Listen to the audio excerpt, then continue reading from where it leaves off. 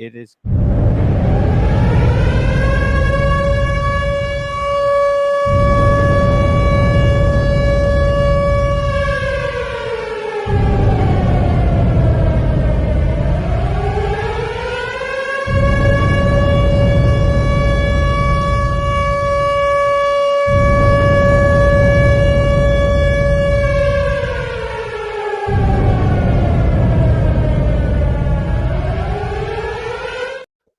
And good evening, everybody. Welcome to Going nuCLEar, full-blown coverage of the land.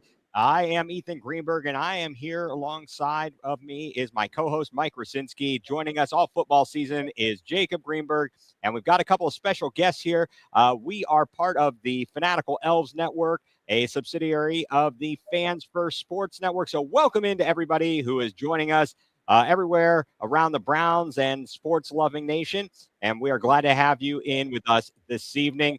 Mike, how are we doing this evening? You want to tell us a little bit about our guests? Yeah, absolutely. Doing good. Welcome back from our Christmas, Hanukkah, New Year's, winter break. Happy to be back. Thanks for having us. So I did bring in two guests.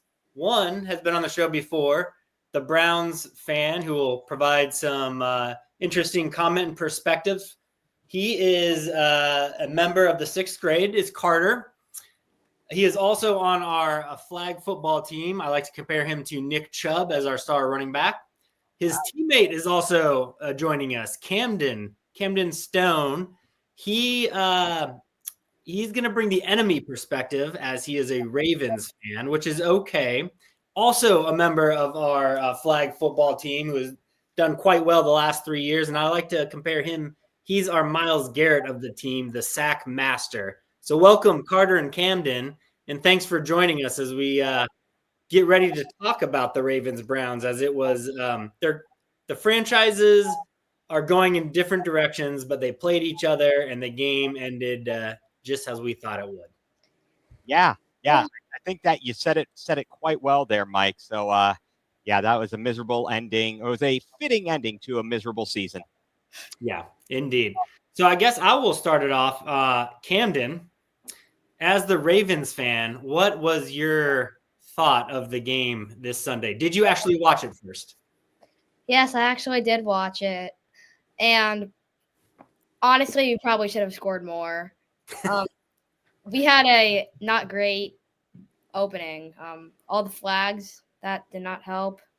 But in the end, we picked it up in the fourth quarter, and final score shows it, 35-10. Are you saying that the Browns played better than they should have because they kept the Ravens from scoring even more points? No, I'm just saying that the Ravens played worse than they should have. Oh, okay. Very unique distinction. Carter, your initial thoughts on the game. Number one, did you watch it? Number two, whether you did or didn't, what were your thoughts? I watched the first half, and in the second half, I gave up. Like a true Browns fan. Yeah, the Browns turned it over more than twice in the red zone, and I wasn't surprised, yet I still got let down. Yeah, nope, that's very true, as we all did. I think you actually watched more of the game than I did because I'd given up on this team weeks ago and was trying to enjoy my Sunday yet again. So, Camden, I do have to ask, do you realize that you're actually rooting for the original Browns team, and how does that affect your fandom of the Ravens? Yes, I do realize that, and that gives me a little bit more respect for the Browns than the Bengals and the Steelers. Then again, we're not the Browns anymore. They certainly are not. I like to think that the Ravens stole 2 Browns championships, but that's just me, as well as broke our heart. Way to go, Art Modell. So I do want to ask you, though, Camden, as the Ravens, they look like they could make a run in the playoffs. How far do you think they will go this year? I think that they can make it to the NFC Championship, maybe the Super Bowl, but Ravens really have to play like they're supposed to in these opportunities. Lamar Jackson needs to slow it down. He gets a little antsy in the playoffs. And honestly, I think the bottom line comes down to who we play. If we play the Bills in the AFC Championship, if we get a chance to play the Bills, I think that we could beat the Bills. But I think the Chiefs just do too much against the Ravens. We have not really shown that we can stand up to anything that they do. We kind of just got. So even after, was that week 1 where you guys lost by just one toe out of bounds? A loss is a loss. Yeah. I mean, okay, interesting. So you would rather take on the Bills than the Chiefs in the playoffs? yeah, I would. We beat the Bills 35-10. I think that they are not as good as their record shows. They did beat the Chiefs, but they always beat the Chiefs in the regular season. That just is kind of a norm at this point. Yep, very true. Now, what is the thing the Ravens will have to overcome? So they have a great offense. Obviously, Lamar Jackson could be the MVP. We'll see. Defense has been questionable, especially against the pass. Do you see that being their greatest weakness, or what do they have to overcome if they want to make it to the Super Bowl this year? I think that their greatest weakness is probably, honestly, if Lamar Jackson doesn't perform the way he is supposed to in the playoffs, that is their greatest weakness, because their pass defense has really been picking up. Like, they ever since the bye week, they have had I don't know the actual stat on it, but I think like top 10 pass defense. They've really gotten better. Now, pre-bye week, we do not talk about that. That is the let's just say forbidden territory of the pass defense. So okay, yeah, they've gotten better though. Well, I was going to say, Camden, here's the thing. You talk about Lamar and performing in the playoffs, but he hasn't done that in recent years. What is the problem? What is the mental block? Is it an issue with the strategy that John Harbaugh has employed out there, where last year they're winning in the AFC Championship, and then they went away from everything they had done that had them as the top seed in the AFC and had home field advantage? What are they doing? Yeah, last year, the stats will show it. They had a great run game, and they just completely went away from the run game in that AFC Championship game. Lamar threw it 50-plus times? That's not going to win you a game if the pass game isn't working. But is the pass game not working because they don't trust Lamar? Mm-hmm. Is it because he's not that good of a passer? What do you attribute that to? I think he just gets postseason nerves. I mean, he says that he doesn't, but everyone's afraid. So the time he must have had postseason nerves when the Ravens were playing the Browns and he got stuck in the bathroom with a tummy ache, and then he was in there and they almost lost the game because he was too busy with his nerves pooping. Well, I don't think that we almost lost that game. Actually, you did, because you guys had the former Penn State quarterback in there trying to keep you in it. And no pun intended on the but for Lamar making it out of the bathroom in time, you guys were toast. Trace McSorley stunk. He really did. He stunk worse than what the bathroom did, where Lamar was. Yeah. The Ravens both need Lamar and don't need Lamar at the same time. Whoa. Oh, my. Did you just hear that, Mike? They don't need Lamar. Yeah, we do need Lamar, but he needs to actually perform. He needs to perform. If he doesn't perform, then Derrick Henry, do your thing. I don't know. Yeah, that was a great offseason pickup. Sure was. So, Carter, I have to ask you, playoff question. Since the Ravens and Steelers will be playing, which are pretty much our two most hated teams, who are you hoping will win that game? I'm going to say the Ravens. The only reason is because I hate the Steelers. We all do. That's something we all can agree on here. That's good. But after that, the Ravens are about to get blown out by another team, I'm telling you. Oh, who? I don't know. Whoever the next team to win is. Is that just a hope, Carter, or is that just? I'm telling you, the only reason that I think you and Camden should make a bet on how far the Ravens should go in the postseason. I think AFC Championship's a good. Okay. But AFC Championship for Camden. Carter, you say second round and they're out. No, wait, hold up. This is what I say. I want the Ravens to win, even though I don't want any team to win, but they're going to get one and done. So you think first round and they're out? Yeah. Okay. As in they're not going to win against the Steelers, or they're going to win in the first round and then get knocked out in the second round by whomever they play. In all likelihood, they are going to be traveling to Buffalo. If Buffalo takes care of business, they will be hosting in the second round. If Baltimore wins its game, they will be going to Buffalo. So are you saying, Carter, that you believe that Baltimore will win this weekend on Saturday night against Pittsburgh and then go to Buffalo, and assuming Buffalo wins, because I'm pretty sure they're going to, and then will lose to them? Is this what you're predicting? I want the Ravens to win, but they're gonna lose. Okay. All right. Got They're going to lose to the Steelers, you said? Yeah. there was a possibility Okay. with the Steelers. I don't know. All right. And So the here's Steelers- the bet. Here's what I'm proposing. All right. If the Steelers win, Camden, you have to come over and shovel our driveway next week it snows. And if the Ravens win, Carter, you have to go over to Camden's driveway and shovel their driveway. Deal? Why not? Sure. Oh, Okay.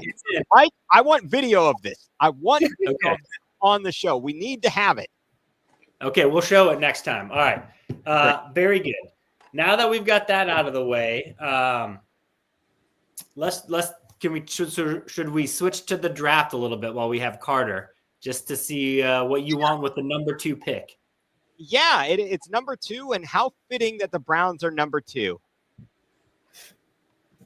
All right, Carter, who do you want a number 2? And if you don't know the players, that's okay. What position would you like the Browns to address with the number 2 pick? No, I say this.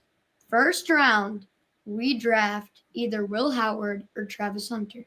Now, if Travis Hunter gets picked for number 1, then we take Will Howard. But if he isn't picked in the first round, then I say we take Travis Hunter. And if Will Howard is left, then we take him. Okay, I think he's going to be available in the first round, to be honest. so you're saying Travis Hunter would be number 1 for you, and then probably a quarterback if Travis Hunter's taken at number 1? Yep. Okay. All right. That's fair. Camden, what do you think the Browns should do? What do we need the As most? a third party, I don't think that the Browns need one stud. I think they need multiple studs. I think that they should trade down and trade down, get more picks for this year and most likely the future, because the Browns need more than just a quarterback. Well, the quarterback is the screamer. They still need more.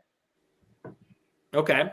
So what do they do to address the quarterback situation? And you guys have a third guest, it looks like, in the background there. We'll have to see what Ryan's take on the Browns is this season. He has not witnessed a lot of winning in his lifetime. But so what do the Browns do to address their quarterback if they don't draft one? Do they get a bridge quarterback? Oh, look at this guy. Ryan, my dude. Oh, there goes the Ryan. All right. Well, I see. All Well, right. do you guys want a veteran? Forward. Do you want should the Browns aim for a veteran quarterback that most likely will be the starter going into the start of next season? Or do they go for the rookie and plan on starting a rookie? Well, I don't really think that either are gonna work too well. We don't either.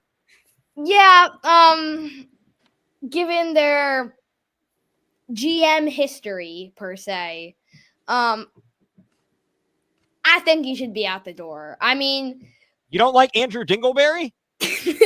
no. spending that much money on Deshaun Watson should be an immediate out. An immediate out. Okay, but what if your boss said, hey, what do we got to do to get that Deshaun Watson guy? And Andrew Barry says, well, I think if we offer him this, we can get him. Well, you go out and you do that. I want him. Get him now. And so the GM does what his boss tells him to do, makes an offer the guy can't refuse. So then how is it that you can fire that guy for simply following your direction? Well, in that case, you can't. I've been studying up on the Browns, so that may have happened. I'm sorry. That's terrible. Yes. The Browns, let's just say, have not been the best at developing talent. Mm-hmm. So, I mean, I think the veteran is maybe just a little bit better of a path. But, I mean, you never know when it comes to the Browns. Right. Now, okay, so guys, here, I'm going to give you the options of a bridge quarterback because we are going to sign somebody. There is no doubt in anybody's mind we will be signing somebody. We've proven that, DTR, don't throw, run, is not an answer. Bailey Zappi is not an answer. Michael Pierce, what was with that guy? He couldn't run? Was he too lazy to keep running? I mean, come on, you throw it right to a 300 and 400-pound guy and he can't run. I'm sick of this stuff. Now, here are the names I've got, and I want everybody, let's go around the room, and I'm going to give you names of possible veterans we could be bring in. And I don't know if all of these people will be available and what the price will be. All right, 1, Kirk Cousins. 2, Daniel Jones. 3, Justin Fields. 4, Aaron Rodgers. Andy Dalton. Jimmy G. Russell Wilson, or Joe Flacco. I know that's 8 names. That's a lot. Yep. That is a lot of people there, but that's who I see out there as possibilities as a veteran bridge quarterback. Mike, let me go to you first. Who would you take if out of those people that I named? Let's say they were available and the price was right. Who would you take? Okay, number 1, Fields. Number 2, Cousins.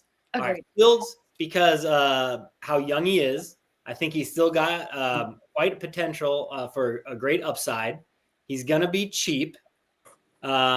Number 2, Cousins, just with the track record he has with Stefanski, the fact that it'll be 2 years coming off of the Achilles injury, which for an old guy, I think it takes a little longer to recover. And he has the proven track. You don't say, Mike. It takes longer when you're older? Yeah. Who knew? So I think there's more risk with Fields, but there's more upside. So I'd take Fields. All right, Jacob, who would you take if of those quarterbacks I listed? Who would you take as the bridge quarterback for the Browns to bring in? They're all so wonderfully awful in their own ways.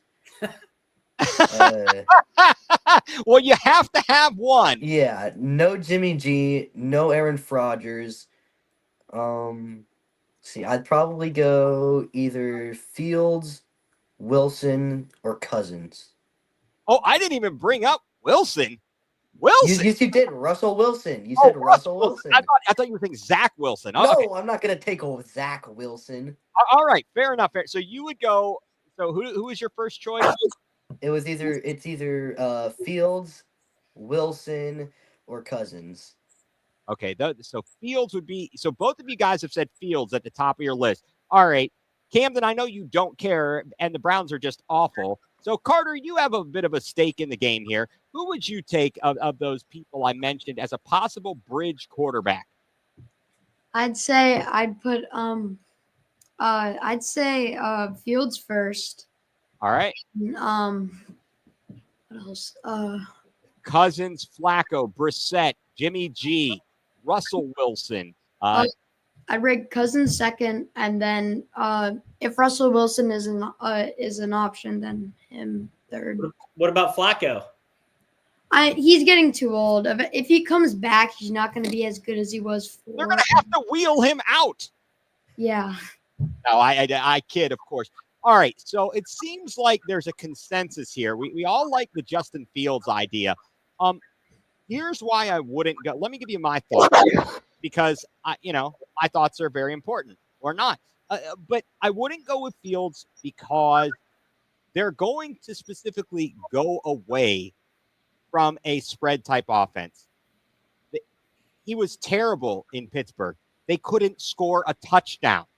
he got removed for Russell Wilson. I love him, but I don't know that he's a play-action passer who can run the Stefanski offense, which would lead me to Kirk Cousins as the number one choice. And I know that Jacob doesn't like Aaron Rodgers, and neither does Mike from the UK. But let me tell you something. Aaron Rodgers has some crazy good stats, and he's a pain in the butt. But if he were cheap enough, he's the best quarterback out of the lot. I mean, that's just the honest to God truth. He's, other than him being a pain in the butt, he would be the best one available for the Browns there. But nevertheless, it's a no-win situation, and we can only hope that someone will turn into our Lamar Jackson or Jaden Daniels or CJ Stroud and the like. Very true.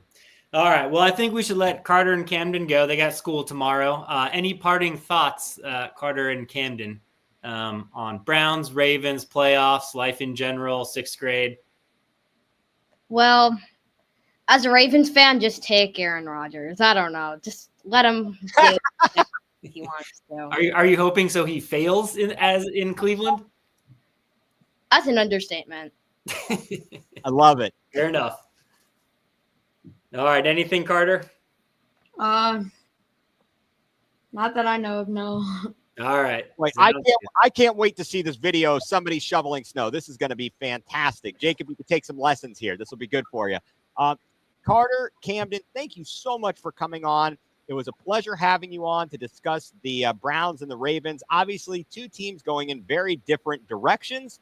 And unfortunately, since the Ravens stole our team and Art Modell is or was a giant turd, I wish them nothing but the worst. Thank you. No.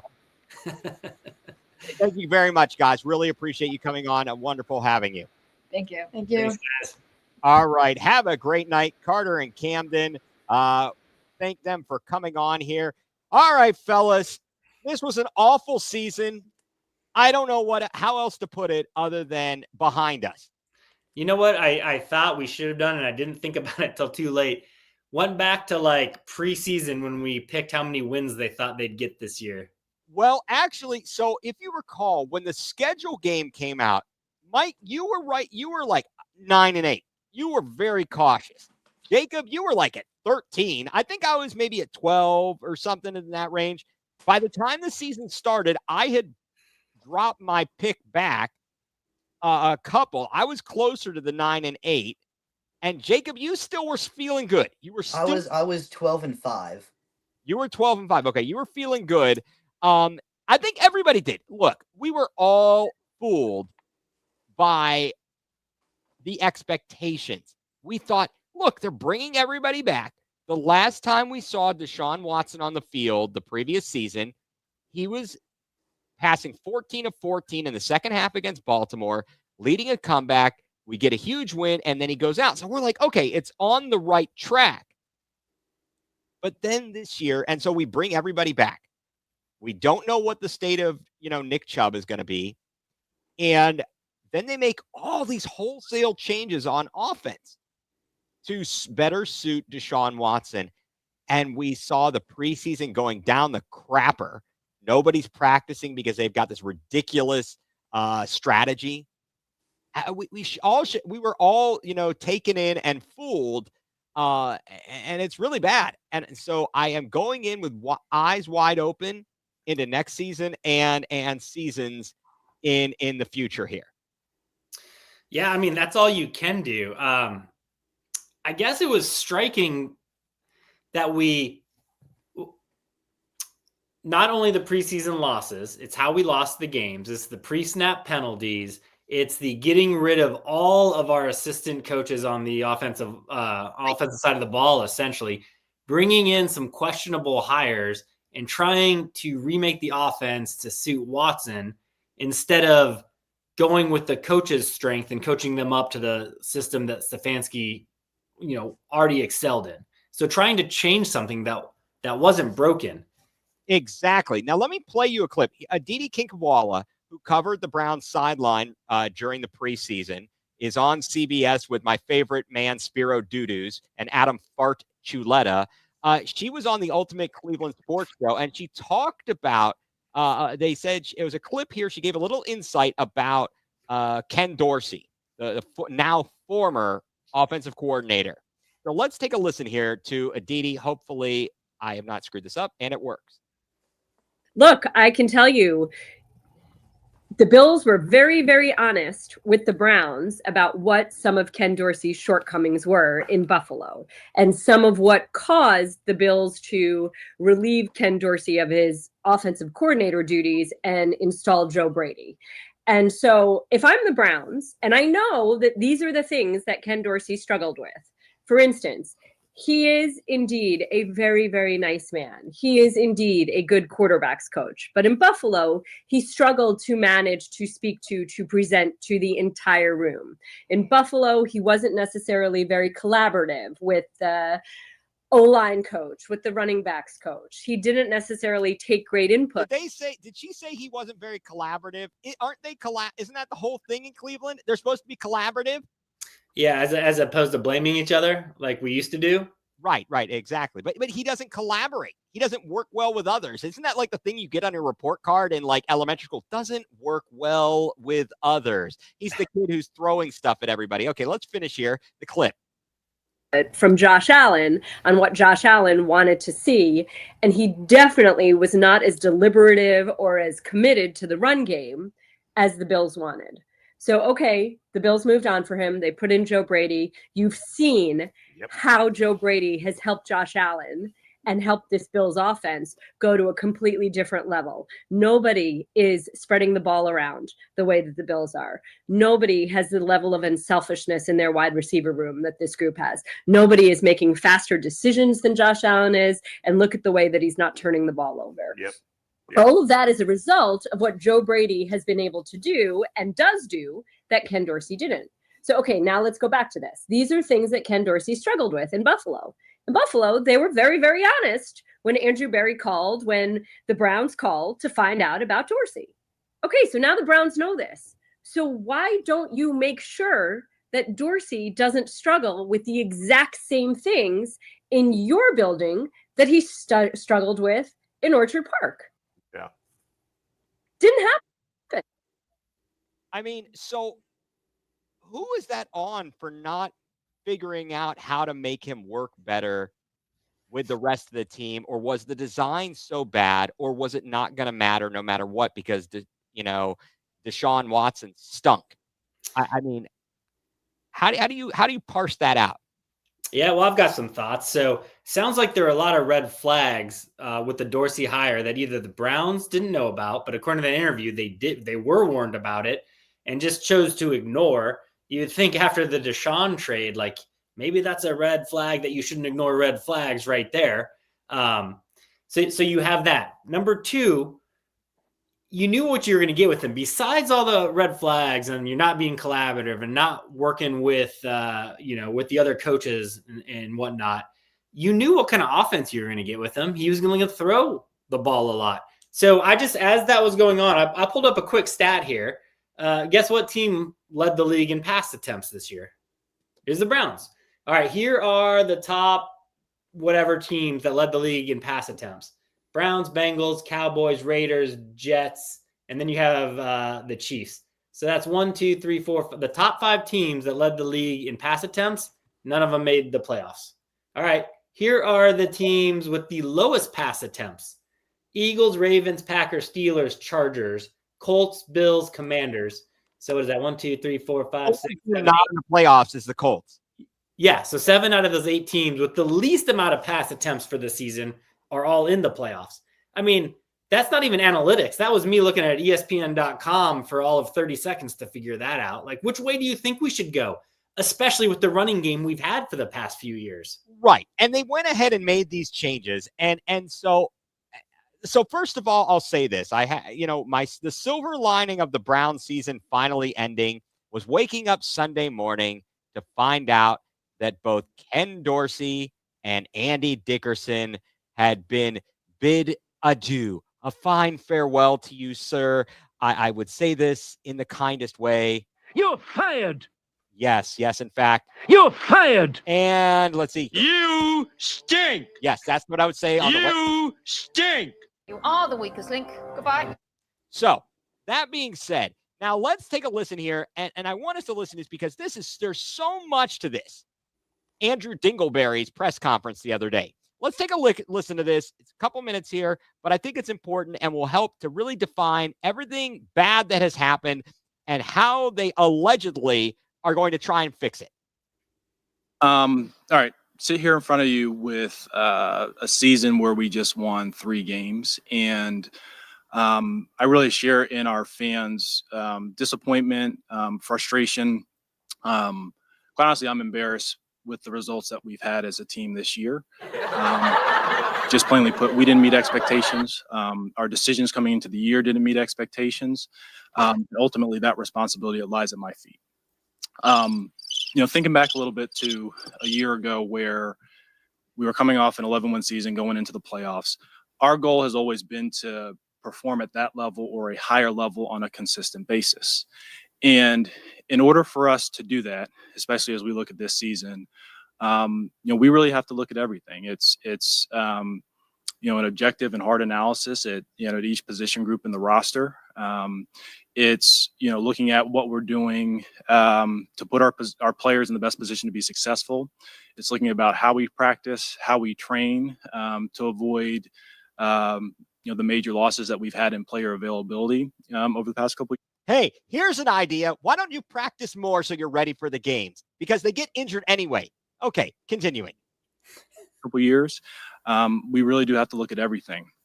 I think it probably goes without saying that to reach that level of consistency, we have to have consistent availability and consistent performance at the QB position as well.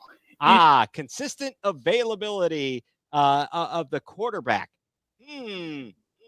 Yeah, that's a shot right there. That's a pretty big shot. And that's something that's been elusive for us for the past couple seasons. And that's something that we have to be able to fix and remedy.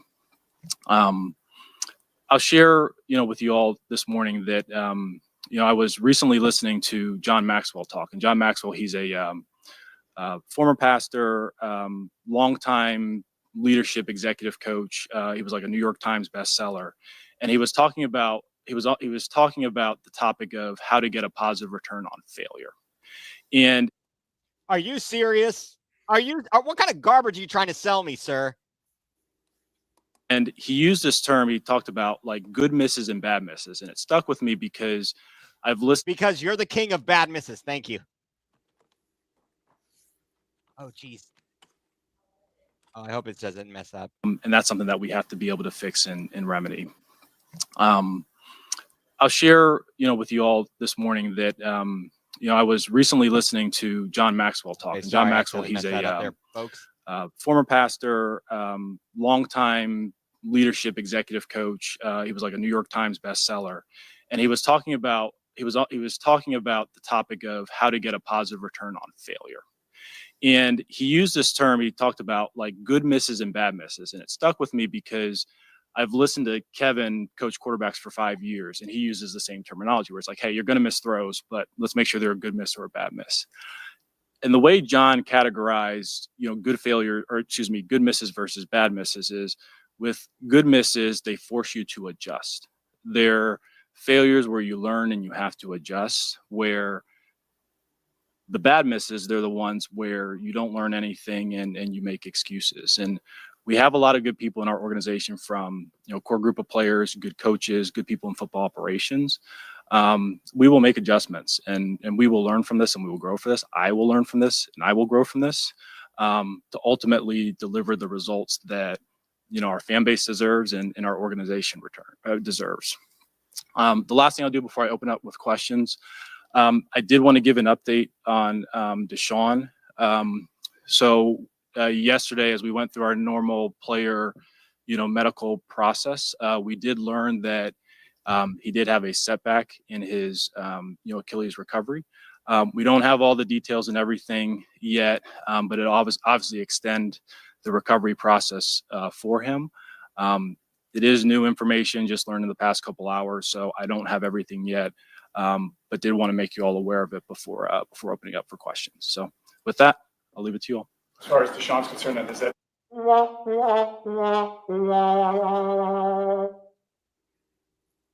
I mean, that I don't know how to better sum up that sad sack of a statement there and unpack all the stupidity I've just heard.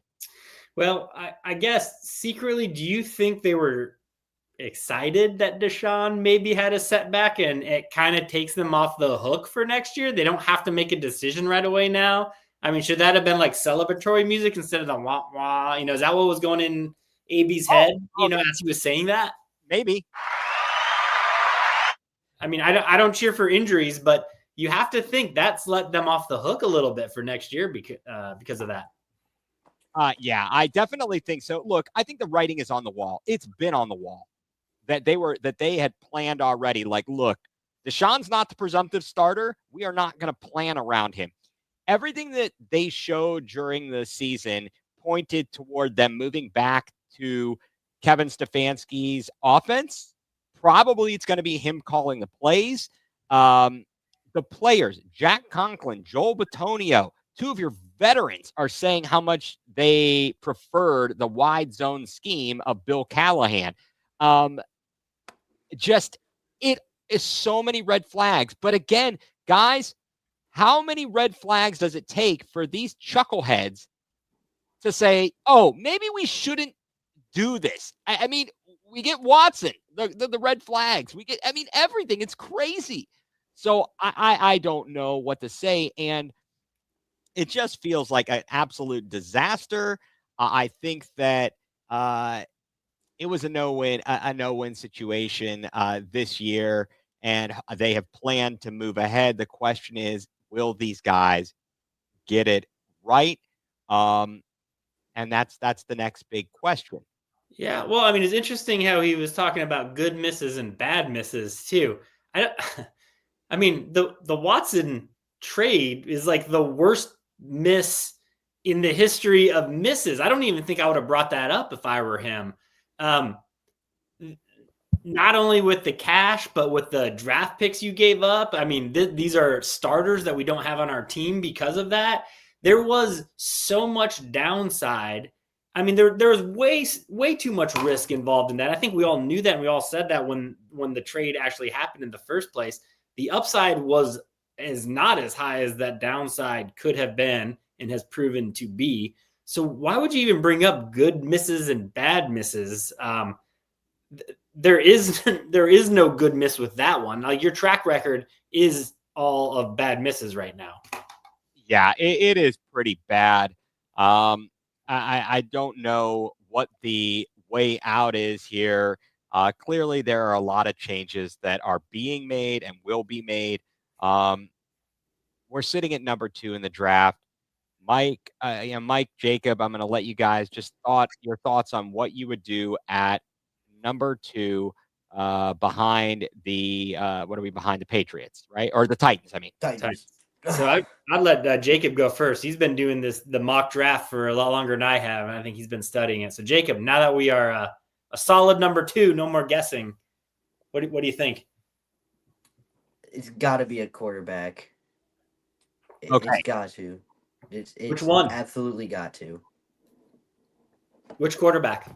Which quarterback? So I feel like they're going to I think the Titans are going to take either Shedeur Sanders or Cam Ward. I think you take whoever the Titans don't pick.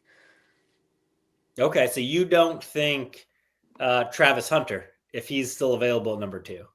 No, because in the NFL, he'll only be able to play main wide receiver, some corner, or main corner, some wide receiver. He will not be able to do a bunch of snaps on both sides of the ball. Okay. And then... go ahead, sorry. No, you go. I was going to say, Ethan, you brought up the trade down scenario too. You wouldn't trade down, and we need so much help. Trade down to, still a top 10 pick, but some more. No, I don't think you do. Yeah, I don't think so either. Honestly, I think that let's look at the teams that are behind us because they're absolute cluster fudge. they are a cluster fudge behind us. So let's see. The quarterback DD teams. Who fell to 3 in the NFL draft? I Jake? believe it was the Giants. Okay, the Giants need a quarterback. Yes, it was the Giants. They might, if they think we are going to take their guy or the Titans, I think they got their eyes on Shador. But they kept their GM, they kept their coach. What's after that? So who's in the 4 spot? It is the let's take a look here. The So, 4th spot is New England. Okay, New England doesn't need a quarterback, but they just fired, poor Gerard Mayo, although he gave them a nice parting gift by screwing them out of the number 1 pick. Thank you very much. Yep. The Jaguars don't need a quarterback. So let's see the team that would like the Raiders. They just fired Antonio Pierce and they just fired Tom Telesco, their GM, the next day. They didn't do that at the same time. So Telesco out. They're a disaster. How are they even going to get ready for the draft? Maybe we can, fleece them a little bit. The Jets, they got to be thinking about a quarterback. They're another disaster. They're a poop show. The Panthers are on the right track. Bryce Young, I think with, under Dave Canales, is starting to get some things going. The Bears have their QB, Niners, their QB. You skipped New Orleans. Oh, well, they stink. Yes, I did skip New Orleans. But no, they need a quarterback. Bottom line, I think that the best possible trade partners are either the Giants or the Raiders. And my thing is this. If we don't take a quarterback in the first round, right? When are we going to take them and what are we going to have? I understand you don't want to reach, but did everybody other than Mike in the UK, who knew that Jaden Daniels was going to do what he was going to do? I mean, who knew that CJ Stroud was going to turn it around so quickly for the Texans? Mm-hmm. If you get one of those guys, even though you don't know for sure, they could change everything in a season. Our team, I'm sorry, I know people want to crap on a lot of our players, but we have a pretty good foundation. Now, what I will say against the coach is that they've got to get their heads in the game. There's got to be more discipline and accountability. They actually need to stick to smart, tough, and accountable. This pre-snap penalties are unacceptable. The turnovers are unacceptable. All of those things, you have to turn around. The quarterback is the number 1 way to get there. I could see them possibly passing on a quarterback, trading down, passing on a quarterback with their first pick, and getting somebody who's going to drop to the second round, like a Jalen Milblow or possibly a Quinn Ewers. I just saw Carson Beck, who I wouldn't want anyway, apparently is going to go into the transfer portal rather than enter the draft, which is smart for him. There's questions about Drew Aller. I think I just saw something. I just got a text from the OG co-host of Going nuCLEar, something about Drew Aller being on a TikTok video of him being on a yacht today. I don't know if I want that on my team. I don't know, guys, but that's my thought. Mike, what do you think? Well, I looked at a couple of websites just to get their, expert predictions on mock drafts, and I'll just go over the top 3. So CBS had Ward going number 1, Hunter to the Browns at 2, Sanders number 3. PFF had Ward 1, Hunter 2, Sanders 3. Bleacher Report, Sanders 1, Ward 2 to the Browns, Hunter 3. Fox Sports, Sanders 1, Ward 2, Hunter 3. And then Yahoo Sports had Ward 1. The Raiders trading with the Browns to get Sanders. The Browns going to the number 6 pick and getting Will Campbell, an offensive tackle. So what does that prove? Nobody knows. There's no consensus as to what the Browns will do at number 2. Half of them wanted us to take Hunter. Half of them wanted us to take a quarterback, either Ward or Sanders. So there is no consensus. So I think that's interesting as well. But I agree with you that I think we need to go with a quarterback. There does seem to be 2 that are the favorites, Ward and Sanders, in whatever order you put them in. And either one of them, I think, could land at them and in with the number 2 pick. And I think either one would be worthy of the number 2 pick. It may not work, but I'm betting on the karma gods to like throw the Browns a bone, I guess, for how much bad karma we've had over the past 20 years, that hopefully this is the one that will stick. We'll see. Hope is not a course of action, but I think if they do their due diligence and can. Oh, no. Apparently they don't know how to do their due diligence, or they do their due diligence, but they don't listen to everybody after they tell them, which is not a good sign. It's not very reassuring, but yes, I ultimately think you have to take a quarterback. You are not guaranteed to be this high in the draft again.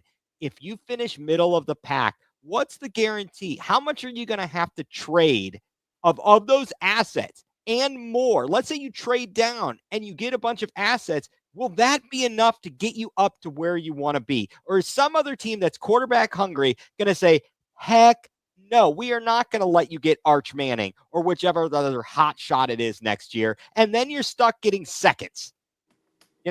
I would actually prefer, and this is I know it's crazy because I hate Dion. I want Shador. He knows how to play behind a crap offensive line and stand in there. Yeah, and we don't really, if we go back to what we did last year, we don't have a crap offensive line either. No, we don't. We actually have a decent team. And that brings us, to our coach, to the hire of the offensive line coach. We hired Mike Bloomgren. He's had plenty of experience.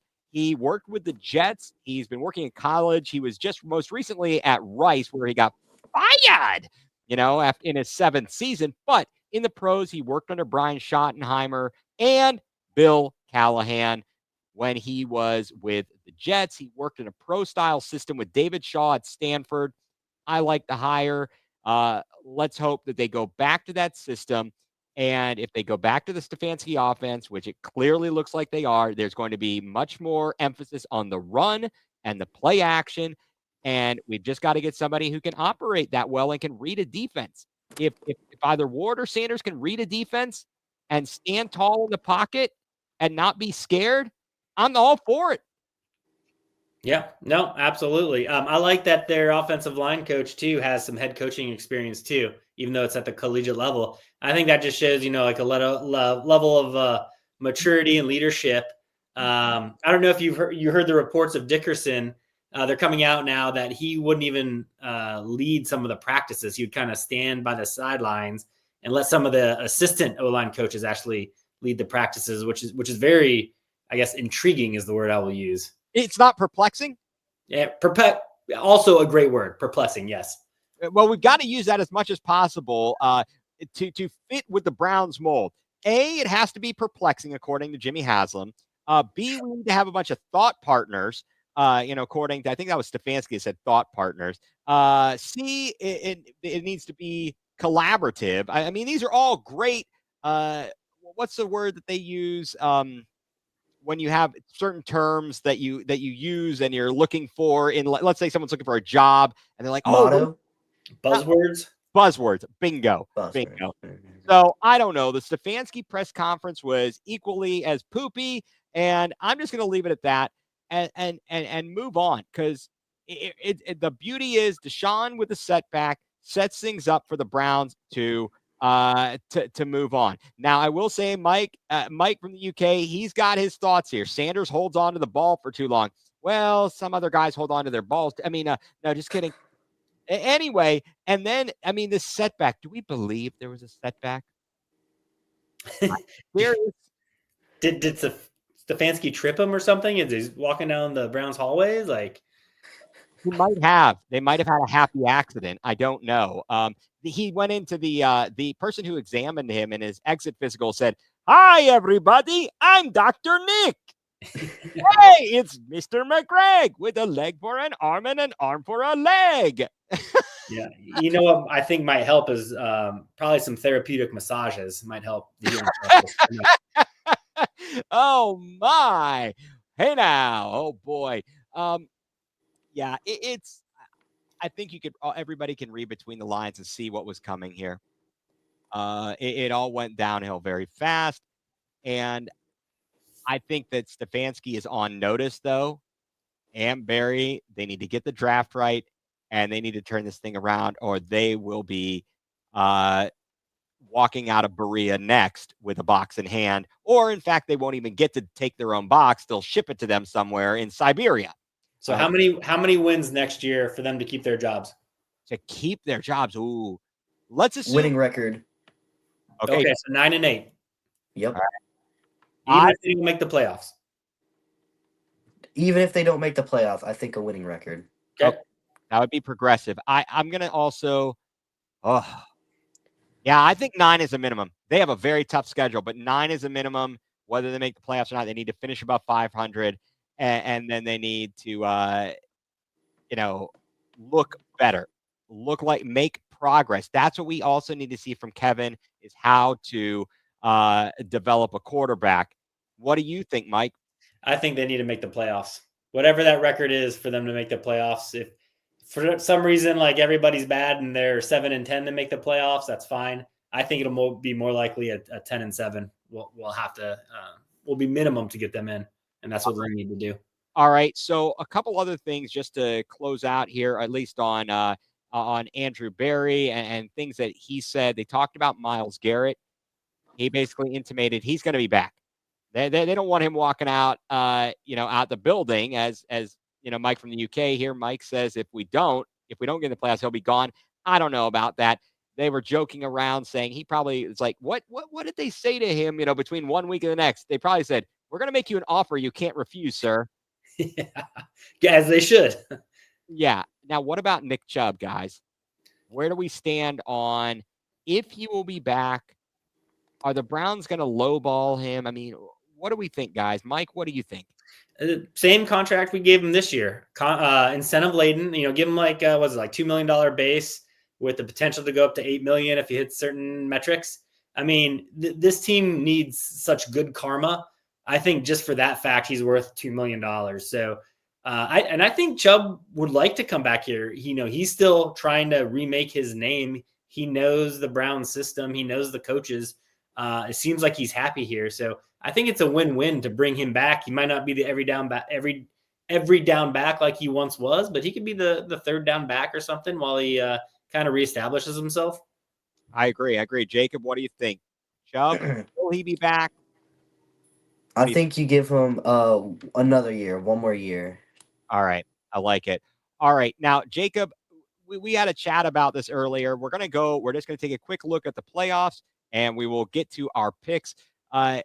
Jacob, all season, you have been so kind as to tell us the Charlie Brown Awards all year. And for that, I would like you to tell us who is the ultimate winner of your Charlie Brown Award winner for the year for this year's Cleveland Clowns. It will be a person who didn't win an individual week award because we started this a bit later in the season, but it will be Deshaun Watson, and you can give this to him last year and the year before. Good grief. Yeah, that's pretty fitting, because not only was his play bad this year, it brought down the team. Overall, the whole deal has set the franchise back. And obviously, hey, look, that's not his fault for getting a bag. And they were offered it to him, so that's not his fault for taking what was offered. But yeah. I guess I like that this award was created maybe, it's been going on for half a season, and Deshaun Watson's already a 3-time annual award winner for a half a season award.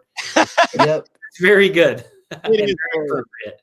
Very good. All right, so let's just switch here real quick because I want to get some Cavs talk. A fun team. I want to talk about their game last night, but who do we think is going to ultimately come out of the AFC and in the NFC?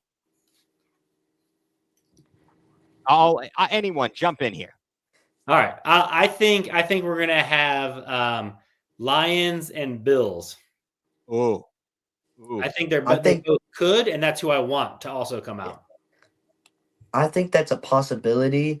I think the possibility I'm gonna go with is Chiefs, Lions, because I think Chiefs, when they're in the playoff, they just get to another level. To them, the regular season, that's preseason for them. Well said. Kind of LeBron-esque. You know how the cat during that the championship run here, it didn't matter. It didn't matter, what position they were in the playoffs. They were going to get through the East. They just did. I would either say it's going to be the Chiefs or the Bills, but something just they've got a hold on the Bills, especially at Arrowhead. Out of the NFC, it's either going to be Philly or the Lions. The question is, will Dan Campbell pull a Dan Campbell? So let me get this straight. You went out on a limb and think the number 1 and number 2 seeds from each conference are going to make the Super Bowl? Yeah, I did. Oh, wow. Very risky, Ethan. Oh, now wait, you went 2-1. That's true. Hey, you're giving me crap here, buddy. I can think these things through. No, look, and if I had to choose of all the teams that I don't want to win, or that you have to have your order of who you don't want to win. Like obviously, we don't want the Steelers or the Ravens. Okay, why? And we've had this discussion. Why don't you want this franchise to win or this franchise to reach the Super Bowl?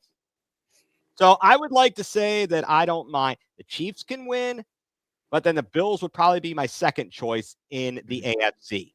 Yeah. Because they've already been to the Super Bowl, just haven't won it. I wouldn't be mad if the Broncos won it either. I don't think they will because they have to get past the Bills. But if they won it, I wouldn't be mad. I'd be very mad at that. I still hate the Broncos. Yeah, Jacob, this is before your time. You don't have. Oh, yeah. Plus, Mike, you have to live with your father-in-law, the Broncos fan. All right, we can't. All right, well, we will be rooting against them in the NFC. Philadelphia, the Vikings showed a lot of nothing.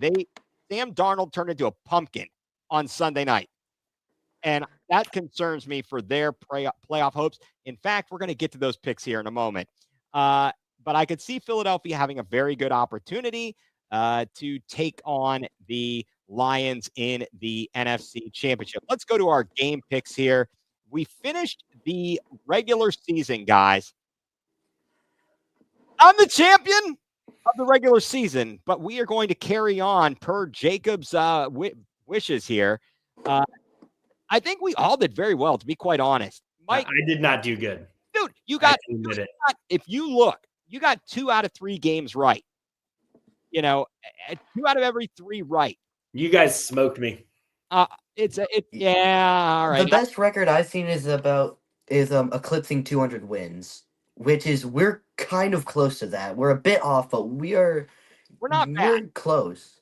I think we did pretty well considering we are nobodies. So it's all good. So let's go on to the playoffs. All right, we've got the Chargers at the Texans, Steelers at the Rat Turds, the Broncos at the Bills. And who do we got here? All right, it's a clean sweep. We are all going with the Chargers, the Ravens, and the Bills. Yeah, Houston, they're banged up. They're very banged up. The Steelers' offense stinks. And then the Bills over the Broncos, I just think the Bills are on a roll. And they're at home. Any thoughts on those games? No, I mean, these ones I think are easier to pick. We'll see. We may all be wrong, but I think they're easier to pick. Next week's going to be more interesting. It shall. Okay. So, Mike, what did you go this season? 188 and 84. Never picked the Squealers or the Rat Turds. Okay. And he's got Chargers, Ratbirds, Bills. So he's on the same page. Okay. Moving on, the last 3 games. We've got the Packers and the Eagles, a rematch of Brazil, which opened the season. Isn't that crazy? Or was the second game? That was the second game of the season. Second game of the season. The Commandos at the Buccaneers, the Vikings at the Rams, and that game may be played in Arizona. Yeah. I want to bring up an interesting thing about the Vikings-Rams game. The last time, the Vikings had 3 losses all season. Their other 2 losses came from a loss to Detroit, the following week, a loss to the Rams. Who did they lose to last week? The Lions. And who are they playing this week? Oh, no. Oh, interesting. Ooh, I like the pattern there. All right. I am the one who went out on a limb here, and I don't like it. I went with the Yuccaneers. And the only reason I go with the Yuccaneers is because I think that the football gods hate us. And therefore, in a home game, somehow Baker Mayfield and Mike Evans and Bucky Irving are going to end up winning and defeating Washington. Washington will end after having an amazing season with Jaden Daniels. But unfortunately, I think the Yuccaneers are going to win. But I would not be upset if they lost. Yeah, I think it's a good news story for the Commanders too. Good. This shows good draft pick and change the franchise too. So if the Browns follow that blueprint, I'd take it. Absolutely. Absolutely. All right, Jacob, you are yawning. I'm going to let you get out of here. Thank you so much for all your time and your contribution. And we will have you back on here, of course. There's always much to talk about. I'm sure that the clowns will do something stupid in the next week. Probably, definitely. And I think we're going to come back with another mock draft next week. All right. I like it. Let's keep working on it. All right, Yep. Jacob, good night, and thank you for being on. All right. Good night. Thanks. All right, Mike. I know we have gone long here, but we had a lot to unpack after the holidays. The Cavs last night, they did in fact do what their hashtag says. They let them know. What did you think about the game last night? That was exciting. Did you watch it too? I did. ESPN finally got a little bit of national exposure, back and forth. And what I really liked about that game, two things stood out to me. One, we used our big men more than we have, so it shows that we are versatile. And I think Atkinson, knows how to game plan. In addition to that, kind of a sub bullet to that is, how they switched it up to zone defense in the fourth quarter. They made in-game adjustments. I love that. We didn't see that at all last year. Number two, Donovan Mitchell, our best player, had one of his worst games as a Cav, and they still beat, a great team. So those two things, just think if Donovan has an average game, what this team can do. So those two things, it was great to see that. And it, really after everything we just talked about with the Browns, it was great to have a good news story like that. And with the season they're having. Oh, it's been fantastic. Just to be in the national spotlight again, which we haven't been since LeBron left. We have not been in the national spotlight, and for a few of those seasons for very good reason. And even this year, there's still doubters. Although I think the doubters are coming around and realizing there's the gap between Boston and Cleveland, whatever that is, it is minimal. It is minimal. And as long as the Cavs are healthy, they're going to be in good shape. The Thunder are doing this mostly without Chet Holmgren. Mm-hmm. And they were great last year. And they were, the number one seed in the Western Conference, but then got bounced early in the playoffs. So they have shown consistency from last year to this year. Can they take the next step? And I think they've got to be the favorites right now out of the Western Conference. I don't see anybody really challenging them, especially with Dallas having the injuries they have. Minnesota has been inconsistent. Who else? The Rockets have been a surprise, but I don't think, that's my thought on where the West is and what's down the road. Yeah, right now the Cavs have a 5.5 game lead over Boston, and the Thunder have a 6 game lead over Houston. So they're both kind of sizable leads for the number one seed, and they've been playing like that all season. The NBA has only had 2 70-win teams in the history, a 78-year history of the NBA. So obviously they've never had 2 in the same year. This could be the year, this of any year, that we actually get 2 70-win teams. I'm not saying it's going to happen. Right now, the Cavs are on pace to win 73 games, and the Thunder are on pace to win 68. But the fact that they're in different conferences, they play different opponents, they don't play each other all that much.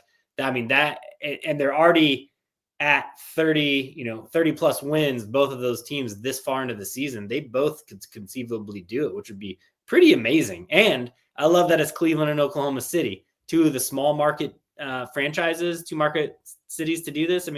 I think that's great. for the NBA, and it shows that actually MLB, take a hint, salary cap actually works. Yeah, 100%. And it's nice that we've been able to see this kind of a team again, like you said, after such a crappy Brown season. It kind of brought us back up to where the Guardians had us in the playoffs. So really, the Browns need to send gifts to the Guardians and to the Cavs for having other stories in Cleveland going on during the misery of the Brown season. Tonight, the Cavs playing without Spider, and they are tied at 61 at the half with the Crafters. Yeah, this one's a trap game too. Hopefully they play a little better defense in the second half, but coming off of a back-to-back without your best player, the Raptors they should not lose this game, but this is the typical trap game. It definitely is. Let's see what they do. And as you pointed out, Kenny Atkinson actually makes in-game adjustments. We didn't see it with JB. We didn't even see it. I just was thinking about Mike Brown. He got fired in Sacramento. How many times that guy, the last time the Cavs had a 60-plus win season, the previous, high for wins in a season, 66, and then 61, he couldn't make any adjustments in the playoffs, and it doomed them. It absolutely doomed them. So to see a guy like Kenny Atkinson make the adjustments and have his players ready to go and up for the task, it's a welcome sight. It's definitely a welcome sight for the Cavs. Just like, are you happier with the Cavs flying under the radar? Or is it one of those, so that they don't give us these high expectations and the nation's eyes being on them? Or are you okay with them being back in the spotlight? So I think I would rather have them in the spotlight. And for this reason, that come playoff time, they're going to be in the spotlight, no matter what, especially if they make a deep run, which we think and hope that they will do. So I'd rather have them get used to playing in the spotlight now in the regular season than flying under the radar during the regular season. Then you get thrust into the spotlight in the postseason that, adds pressure to you. You start playing differently. And I don't want to see that. So I'd rather let them adjust to that in the regular season. So it's purely on I want them to perform well, and I think they will perform better if they can adjust to the pressure now. Yeah, certainly. You don't want to have that moment where you've got Jared Allen going, I think the lights were a little bit too bright for us. Oh, that didn't go over very well with the media. Certainly, I've been very, very impressed with everybody on the team. And as you pointed out, Mike, it was a game in which arguably the best player on the team, Mitchell, had a horrific game last night, and they still won anyhow. So, and you love to see all the contribution, even though it was in a short stint. Did you see that Isaac Okoro off the bench, returning from his injury? He was plus 12. He had the highest plus minus. Yeah, with 0 points scored. Yeah. That's amazing. Yeah. But he contributed on the defensive end. He was out there. He did what he needed to do. Evan Mobley, I saw on SportsCenter or on the highlights, he took that shot up against Hartenstein. He bodied him down and made the nice move. He wasn't timid. He has developed so much from where he was last season. And then, a beautiful point here from Mike. Max Strus, since he came back, how important has he been?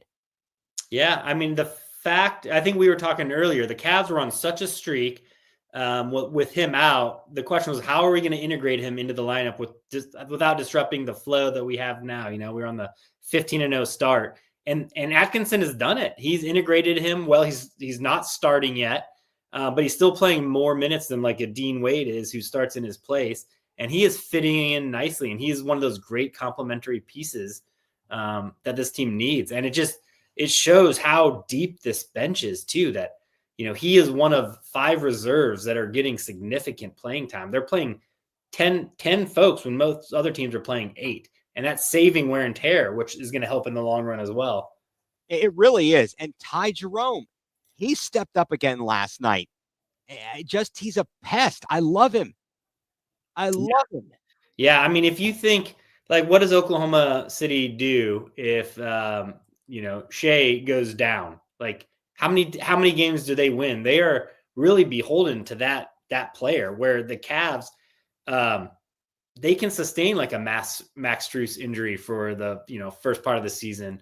They can weather Okoro being out for 2 weeks and such. So I don't want to see anybody get hurt, but it's great to see that we are just an even keel team. And I've never quite seen a team that is this balanced. Yeah, it certainly is a welcome surprise, something to actually enjoy. And I'd like to think that other teams are looking at the Cavs and are kind of jealous of what they've got going on. We don't need to make a move at the trade deadline. We don't need to do anything. Just keep doing what you're doing. Stay healthy, and you will be all good. Okay, so both Wade and Okoro playing. That's an interesting stat. They are undefeated. Well, we've only got 4 losses, so, it's kind of – but the point is that certainly all these pieces are working well together. The big-to-big passing, I know Jared Allen talked about. Well, everyone was saying, well, you couldn't make 2 bigs work together. They're doing it. They're doing it. They have turned back to a different style of play, and they are making it work. And it works in part because of what Evan Mobley is developing into. He's now has an ability to shoot the 3. Didn't even shoot that well last night, but the fact that they have to respect it makes a huge difference. So I'm really pleased with everything, of course, and looking forward to the Cavs. They're going to be on TV, on the national TV next week, on Tuesday and Thursday, when they are at the Pacers and then at Oklahoma City. So we're going to get to see a lot more of them, even for us who are out of market if you don't have the NBA League Pass and such. So I don't know. Now, Mike, I didn't have this on the agenda, but just real quick. So right now, I think what do we got going on? The college football playoff, Notre Dame, Penn State. And what's the score? Look at this. It's a real barn burner. 0-0 in the first quarter. I don't know what they're doing. Who do you have winning in Notre Dame and Penn State? Who do you have in Ohio State and I'm sorry, and Texas? So I'm just going to say, just for grins here, Penn State versus Ohio State, just have an all Big Ten national championship game. That would really be a slap in the face to the SEC honks. I am really impressed with what Ohio State has done against Tennessee and Oregon. Let's hope that they can continue it against Texas. I believe that they can.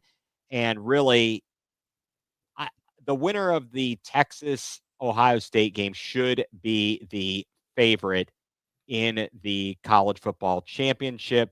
I'll be very curious, though, to see what Drew Aller does. Riley Leonard probably will be in the draft prospect, but I expect him to be a second or more likely a third day draft pick from anybody.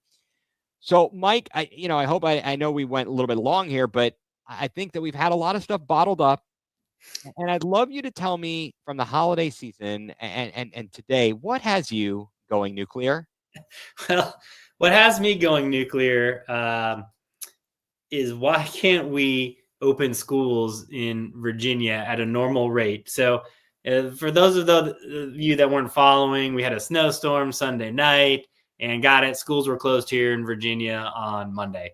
Okay, no more snow, plows are out. But for some reason, the schools were also closed on Tuesday. And then they were also closed on Wednesday. And then we had a 2-hour delay today. And, for us that grew up in Ohio, we're like, we wouldn't even had Monday closed. The buses would have figured out a way to pick us all up. Instead, they get an extra week off from all their winter holiday breaks here. Now, the kids loved it. And if I were a kid, I would have loved it. But as an adult, that's what has me going nuclear right now. Mike, I am right there with you. As we were texting earlier this week. This is crazy. We had even less snow than you had. It was a lot for Richmond, but it was probably less than you had up north. And they have a 2-hour delay tomorrow. I don't understand this. I don't understand how our state divides up schools. So instead of like in Ohio where we had the Stowe local or Stowe, whatever school district. And then there was the Cuyahoga Falls School District. And all these places are in Summit County. I was in Stark County. All these things operated on their own. So if you had part of the county that was more rural than others, they didn't go to school. You could go to school and you don't have to worry about potentially, if something crazy happened, having to make up days at the end of the year. Yeah, because one side street happened to not be plowed. Yeah, it's crazy to me. I feel your pain there. Well, my going nuclear is a long-standing going nuclear, and the past couple days have kind of taken the cake. Customer service centers that have been outsourced. So when you're speaking to them, one, they are not located here. They have very little knowledge. They say their name is Ben when it is clearly not Ben or John or Jack or Sarah or Susie or whatever it is. They have limited information, and if you ask them a question outside of that limited bit of information, they can't help you. Then when you bring up something to them and you want to get a response, and they start and you're like, stop! You need to stop talking because you're not listening. I'm trying to explain this to you. Today, we get a Visa gift card for the kids for the holiday gifts, for the Christmas Hanukkah gift. We said to the kids, if you want to give us your gift card and would rather have cash, fine, whatever. We dealt with one of the gift cards that Aaliyah got. No problem. We took it to the stores. We activated it. No problem. The one that Jacob gets, we go to the store. We go to use it. And maybe because it was self-checkout, maybe it was because you couldn't tell it the exact amount, to use on it. It got declined. Well, then it messed up the card. So I'm calling and I'm talking to this person today because I tried to look into it. First of all, their website wants me to click on multiple pictures to match the pattern. I can't even click on all the pictures. What in the heck are you talking about? So I have to call. So I get on my phone. I can figure it out. I then call these clowns. And of course, I get someone who has been outsourced, and they tell me that the thing is on hold and that the card has been compromised. I said, it's been compromised? I have the card. What do you mean it's been compromised? Well, all I can do is send you a new card. I was speechless. And yesterday for something for work, I get on the phone with one of these clowns, with one of these services. And he said, and in my rage of them not knowing what they're talking about, he said, do not say profanity at me. I said, profanity? What profanity did they use? You said stupid. I said, stupid? That's not profanity. Are you kidding me? I mean, this is ridiculous. This is absolutely ridiculous. And Mike commented, they've got, saying most of them are in Asia. And he said it's literally the same in the UK. Well, I'm upset about that because I would think someone around the world could stop trying to save a few bucks and hire people in their country to do this work and do it right instead of infuriating the customers. I thought the customer was always right, Mike. I guess. Well, guess not. I guess not. And I do want to say thank you very much, Mike, for the kind words here. On the play-by-play announcing that I do for Randolph Macon. Really appreciate that. Appreciate you tuning in, saw the comment, and wanted to acknowledge that. Thank you very much. So, Mike, we have certainly said a lot here. And you know what was really kind of I don't even know. We're going to have a lot to talk about next week. And want to thank the Fanatical Elves Network and Fans First Sports Network for allowing us to be a part of their group. Be sure to like, subscribe, find our podcast on all of your favorite platforms, Spotify, iTunes, et cetera. Mike, I hope you have a very good weekend, sir. You as well. All right. Thank you, sir. So for Mike Rasinski and all of our guests tonight, I'm Ethan Greenberg, and you've been watching Going nuCLEar, full-blown coverage of the land.